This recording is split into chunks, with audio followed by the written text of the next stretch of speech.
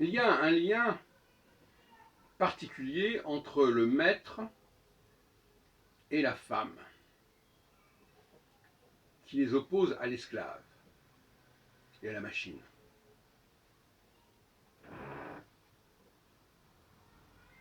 Le maître et la femme n'ont pas besoin de la machine. La femme, quand elle fait un enfant, elle n'utilise pas de machine. Quand elle parle, quand elle se souvient, quand elle répète des choses, elle n'a pas besoin d'une machine. Donc on peut dire qu'elle est le prototype de la machine. En tout cas, elle n'est pas une machine. Elle est, comme dirait Frank Herbert dans la saga Dune, un manta, c'est-à-dire un ordinateur humain. J'attache beaucoup d'importance aux théories de Herbert sur la façon dont nous devons nous défier de la machine. Quant au maître, lui non plus, il a une potentialité, il a une capacité d'action qui ne le rend pas dépendant de la machine. En revanche, à l'opposé, donc ça c'est ce que j'appelle le niveau 1 et le niveau 2, il y a l'esclave et la machine. L'esclave qui est là pour activer, pour actionner la machine. Dans ce sens-là, on est au niveau 3 et 4, et l'esclave, il est en dessous de la femme parce que il a besoin de la machine. Il n'existe pas sans la machine. Les femmes ne jouent pas aujourd'hui le rôle qu'elles devraient jouer, certainement, notamment au niveau de la mémorisation. Et on devrait les utiliser beaucoup plus.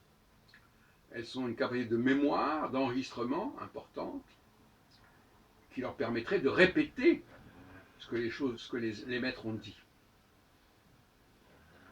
Mais il faut qu'elles s'émancipent de la machine pour cela. Et donc, le temps yang est un temps où l'homme, le maître, c'est pas l'homme ordinaire, le maître, je distingue trois catégories, moi. Le maître, la femme et l'esclave.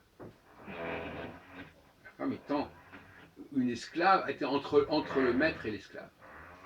C'est-à-dire qu'elle est une esclave, mais c'est une esclave qui maîtrise son propre mode de fonctionnement, qui n'est pas à la merci d'un instrument extérieur.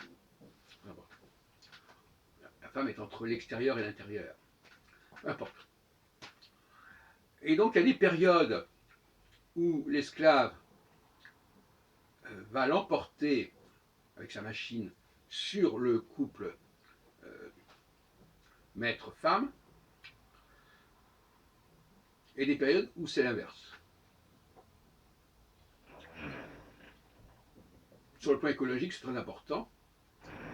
Des périodes où, écologiquement, il n'y aura pas d'utilisation d'éléments non humains, non organiques. Ça, c'est le groupe, c'est la période maître-femme. Et de l'autre côté, il y aurait des périodes où la dimension technologique, industrielle, la fabrication vont dominer, vont avoir le dernier mot quelque part, en tout cas sur un certain temps. Voilà comment je vois les choses actuellement.